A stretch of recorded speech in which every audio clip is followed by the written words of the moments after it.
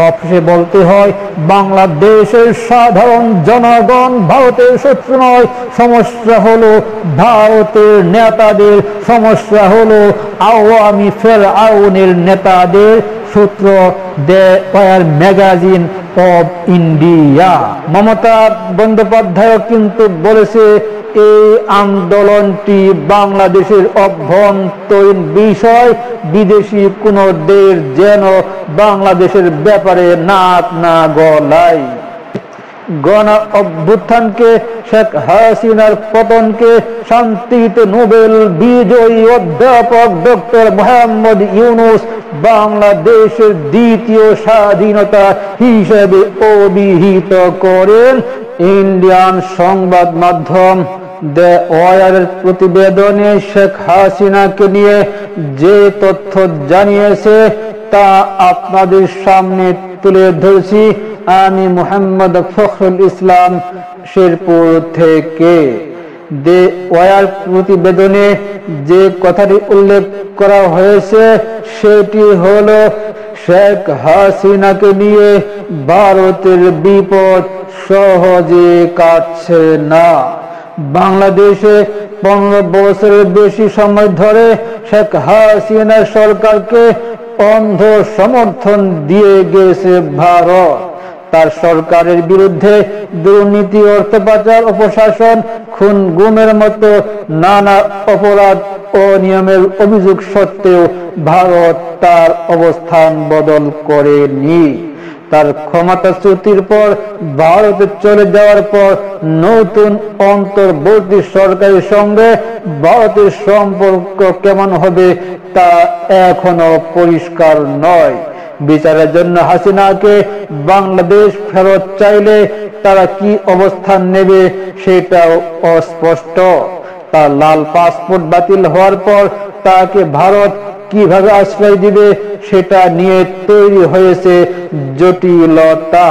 আমরা ইতিমধ্যে জেনেছি, লাল পাসপোর্টধারীদের সকল পাসপোর্ট বাংলাদেশ সরকার বাতিল করে দিয়েছে। আগে আমরা জেনে নিই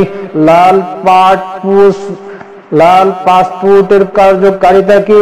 লাল পাসপোর্টের কার্যকারিতা হলো, ভারতের সঙ্গে বাংলাদেশ তদানীন্তনকালীন আওয়ামী ফেরাউন সরকার একটি চুক্তি করেছিল, যারাই এই লাল কার্ড পাবে, লাল পাসপোর্ট পাবে, তারা বিনা ভিসায় ভারতে যে কোনো সময় 45 দিন পর্যন্ত অবস্থান করতে পারবে।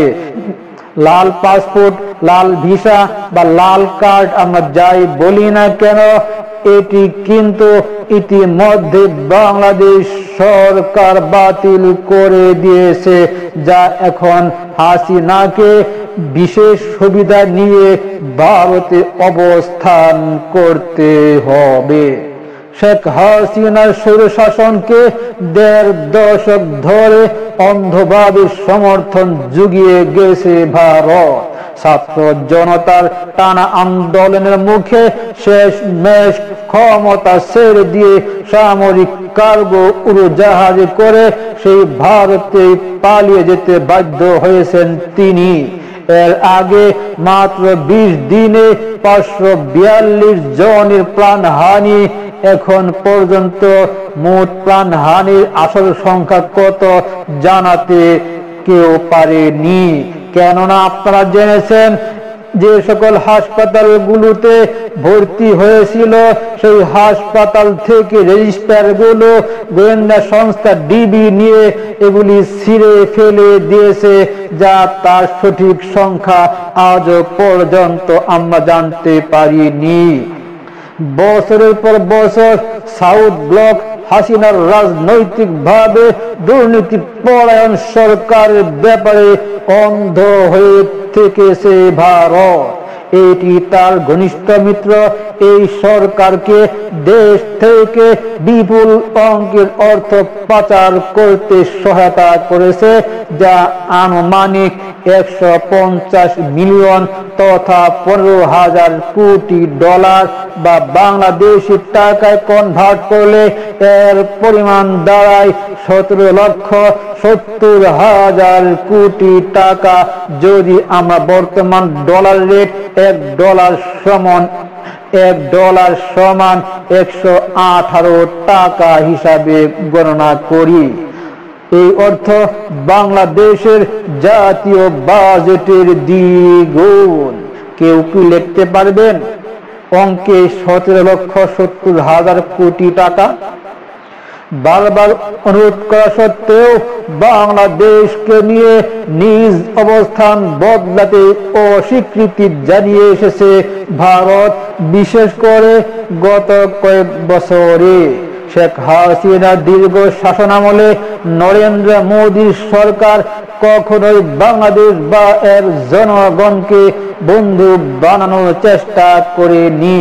এর পরিবর্তে হাসিনা ও আওয়ামী ফেরাউনের জন্য ভারত তার সুনাম ও উজ্জ্বল জাতীয় স্বার্থের বিষয়ে ঝুঁকি নিতে তৈরি থেকেছে। হাসিনার শাসন আমলে বাংলাদেশে মানবাধিকার লঙ্ঘনকারীদের বিরুদ্ধে ব্যবস্থা নেওয়ার চেষ্টা করেছিল যুক্তরাষ্ট্র, কিন্তু যুক্তরাষ্ট্র যাতে হাসিনাকে স্বস্তি পাওয়ার কিছুটা জায়গা করে দেয়, সেই জন্য ভারতের লবি ওয়াশিংটনের কাছে তদবির করে। ওই সময় দিল্লি ওয়াশিংটনকে বলেছিল, আমাদের মধ্যে ভারত ও যুক্তরাষ্ট্র কৌশলগত অংশীদারত্ব নিয়ে কোনো না কোনো ঐক্যমত্য না হলে তারা তথা যুক্তরাষ্ট্র এবং আমাদের তথা ভারত কৌশলগত অংশীদার হিসাবে পাবে না। ভারতের প্রধানমন্ত্রী নরেন্দ্র মোদী গত 19 জুলাই বাংলাদেশে 75 জন নিহত হন, যাদের বেশিরভাগের মৃত্যু হয়েছিল পুলিশের গুলিতে। বিশ্বের বৃহত্তম গণতান্ত্রিক দেশ ভারতের পররাষ্ট্রমন্ত্রী এস জয়শঙ্কর এই ঘটনাকে বাংলাদেশের অভ্যন্তরীণ বিষয় বলে আখ্যায়িত করেন। শুধু ভারতের পররাষ্ট্রমন্ত্রী এস জয়শঙ্কর নয়, মমতা বন্দ্যোপাধ্যায় কিন্তু বলেছে এই আন্দোলনটি বাংলাদেশের অভ্যন্তরীণ বিষয়, বিদেশি কোন দেশ যেন বাংলাদেশের ব্যাপারে নাক না গলায়। গণ অভ্যুত্থানকে, শেখ হাসিনার পতনকে শান্তিতে নোবেল বিজয়ী অধ্যাপক ডক্টর মোহাম্মদ ইউনূস বাংলাদেশের দ্বিতীয় স্বাধীনতা হিসেবে অভিহিত করেন। শুধু ডক্টর ইউনূস কেন, আমরা 18 কোটি জনগণ বলি বাংলাদেশ এতদিন পরে স্বাধীনতা লাভ করলো। যদিও বাংলাদেশ স্বাধীন হয়েছে 1971 সালে, কিন্তু আওয়ামী ফেরাউনের চক্রান্ত থেকে, জুলুম থেকে এই দেশের মানুষ কখনো স্বাধীন ছিল না গত 53টি বছর। অথচ এই ঘটনার একদিন পর পার্লামেন্টে জয়শঙ্কর তার দেওয়া বক্তৃতায় দক্ষিণ এশিয়ায় ভারতের ঘনিষ্ঠতম এই মিত্রের তথা লেডি ফেরাউনের বিরুদ্ধে কেন নিকটতম প্রতিবেশী দেশটির জনগণ ফুঁসে উঠলেন তা তুলে ধরতে ব্যর্থ হয়েছেন। এদিকে হাসিনার পতনের নেপথ্যে থাকা ঘটনা অনুসন্ধান না করে ভারতের কয়েকটি গণমাধ্যম এর পেছনে পাকিস্তান, চীন ও যুক্তরাষ্ট্রের সংশ্লিষ্টতার দিকে সন্দেহের তীর ছুঁড়ে ইতিমধ্যে অনেকে বলতেছেন আওয়ামী ফেরাউনের এটা পাকিস্তান এবং আমেরিকা চক্রান্ত। এটা নিশ্চিতভাবে হাস্যকর যে চীন ও যুক্তরাষ্ট্র স্নায়ুযুদ্ধের পর থেকে একে অপরের প্রতিদ্বন্দ্বিনা হলেও উভয় দেশ ছোট্ট বাংলাদেশের মিত্র বলে পরিচিত। আবার হাসিনা সরকারের পতনে পাকিস্তানের সংশ্লিষ্টতার কথাও হাস্যকর। গত ডিসেম্বরে বাংলাদেশ মাথা পিছু জিডিপিতে পাকিস্তান ও ভারত এই দুই দেশকে ছাড়িয়ে যায় বাংলাদেশ। এমনকি নিজেদের স্বার্থ হাসিল করতে হাসিনা পরবর্তী সময়ে বাংলাদেশে সংখ্যালঘু হিন্দু সম্প্রদায়ের উপর হামলা নিয়েও অতিরঞ্জিত কথাবার্তা ছড়ায় ভারতীয় কিছু গণমাধ্যম। ওইসব গণমাধ্যমের মতো ভারতের ক্ষমতাসীনেরাও হাসিনাকে দিল্লিতে থাকতে দেওয়া কেন বোঝাস্বরূপ সেটি বুঝতে ব্যর্থ হচ্ছেন। ক্ষমতাচ্যুত এই আওয়ামী ফেরাউন লেডি ফেরাউন হাসিনা এখন বেশ কিছু অভিযোগের মুখোমুখি। ক্ষমতাচ্যুত এই শৈল শাসক লেডি ফেরাউন হাসিনা এখন বেশ কিছু অভিযোগের মুখোমুখি। জাতিসংঘের শিশু বিষয়ক সংস্থা ইউনিসেফের হিসাবে কোটা সংস্কারকে ঘিরে সৃষ্ট বিক্ষোভে 32 জন শিশু নিহত হয়েছে। সবচেয়ে যে ছোট শিশুটি প্রাণ হারিয়েছে তার বয়স মাত্র 5 বছরও হয়নি। এই শিশুদের একজন হলো রিয়া গুপ। বাড়ির ছাদে খেলার সময় মাথায় গুলিবদ্ধ হয়ে মারা যায় এই শিশুটি। এমন সব অমানবিক ঘটনার জন্য যে ব্যক্তির নির্দেশনাটি দায়ী থাকার বিষয়টি অনস্বীকার্য। তার আত্মপক্ষ সমর্থন করা বা তাকে আশ্রয় দেওয়া অসম্ভব বলে জানিয়েছে the war Magazine of India.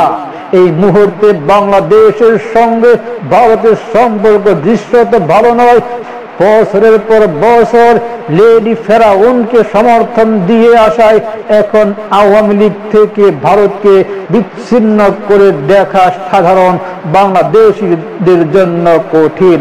উদাহরণ হিসেবে হাসিনার পতনের কয়েক ঘন্টা পর ঢাকায় ইন্দিরা গান্ধী কালচার সেন্টারে অগ্নিসংযোগের ঘটনা উল্লেখ করা যায়। হাসিনাকে অনির্দিষ্টকালের জন্য ভারতে থাকতে দেওয়া হলে তা নিশ্চিতভাবে বাংলাদেশের সঙ্গে দেশটির সম্পর্কে আরো বাধার সৃষ্টি করতে পারে। শেখ হাসিনার বিরুদ্ধে মানবতা বিরোধী অপরাধের অভিযোগে দায়েরের বিষয়টি যখন চূড়ান্ত, তখন তাকে প্রত্যর্পণের অনুরোধ জানাতে পারে বাংলাদেশের নতুন সরকার। বাংলাদেশ ও ভারতের মধ্যে প্রত্যর্পণ চুক্তি হয়েছে। লেডি ফেরাউনকে তার বিরুদ্ধে হওয়া মামলায় বিচারের সম্মুখীন করতে বাংলাদেশ চুক্তির আওতায় ফেরত চাইতে পারে। মামলাগুলোর 56টি হত্যা মামলা। আবার বাংলাদেশ সরকারের তরফে লেডি হাসিনা লেডি ফেরাউনের পাসপোর্ট বাতিল করার বিষয়টি পরিস্থিতি আরো খারাপ করেছে। ভারতে পালানোর সময় এই পাসপোর্টই ব্যবহার করেন লেডি ফেরাউন। এই লেডি ফেরাউনের দিল্লিতে অবস্থানকে জটিলতার সৃষ্টি করেছে। এই লেডি ফেরাউনকে ভারত আশ্রয় দিলে বাংলাদেশের তরুণদের কাছে দিল্লির সঙ্গে সম্পর্কের অবনতির ঝুঁকিও রয়েছে। তাতে লাখ লাখ তরুণ চীনের দিকে ঝুঁকবেন। এই বিশৃঙ্খলা স্পষ্টত ভারতের অদক্ষ ও নিষ্ক্রিয় আমলাতন্ত্র নিজের ঘাড়ে চাপিয়ে বসেছে। এ থেকে উত্তরণে একটি বড় পদক্ষেপ হতে পারে সমস্যার অন্তর্নিহিত কারণকে মেনে নেওয়া। বাংলাদেশের জনগণের সঙ্গে ভারতের যোগাযোগ করার এখনই উপযুক্ত সময়। একই সঙ্গে ভারতকে তার পুরনো মিত্রকে পৃষ্ঠপোষকতা দেওয়া বন্ধ করতে হবে। বাছাই করতে হবে বাংলাদেশের মিত্রকে। এও উপলব্ধি করতে হবে যে বাংলাদেশ নিয়ে ভারতের পুরনো নীতি ব্যর্থ হয়েছে এবং পুরনো মিত্র জনগণের কাছে এখন মূল্যহীন হয়ে পড়েছে। বাংলাদেশকে ভারত যেভাবে দেখে থাকে তাতেও বদল আনা দরকার বলে জানিয়েছে ইন্ডিয়ার ম্যাগাজিন দ্য ওয়ার। বাংলাদেশের মুক্তিযুদ্ধে ভারতের সহায়তা করা দুই দেশের ইতিহাসের অংশ, কিন্তু 50 বছর আগের এই সহায়তা বাংলাদেশকে চিরঋণী মনে করার জন্য যথেষ্ট নয়। যুক্তরাষ্ট্র ইউরোপের অর্ধেককে স্বাধীন করে দিয়েছে, তাই বলে কিন্তু ইউরোপ দেশটির কোনো উপনিবেশ নয়, যা ভারত আমাদের বাংলাদেশকে উপনিবেশ হিসেবে বানাতে চেয়ে অনেক দূর পর্যন্ত 95% পর্যন্ত এগিয়ে গিয়েছিল। আবার ফ্রান্স, ইতালি বা জার্মানির গণতন্ত্রের টুটি চেপে ধরার চেষ্টাও চালায় না ওয়াশিংটন। ভারত যদি আঞ্চলিক পরাশক্তি হয়ে উঠতে চায়, তবে এর পররাষ্ট্রনীতির নির্ধারকদের এক ব্যক্তির মতো কাজ করতে হবে। সবশেষে বলতে হয়, বাংলাদেশের সাধারণ জনগণ ভারতের শত্রু নয়। সমস্যা হলো ভারতের নেতাদের, সমস্যা হলো আওয়ামী ফেরাউনের নেতাদের। সূত্র the war magazine of India. আশা করি খবরটি সারা দেশের মানুষদের মাঝে ছড়িয়ে দিয়ে এটি জানিয়ে দিবেন যেন আওয়ামী ফেরাউনের জায়গা মাটির নিচে ছাড়া আর কোথাও না হয়।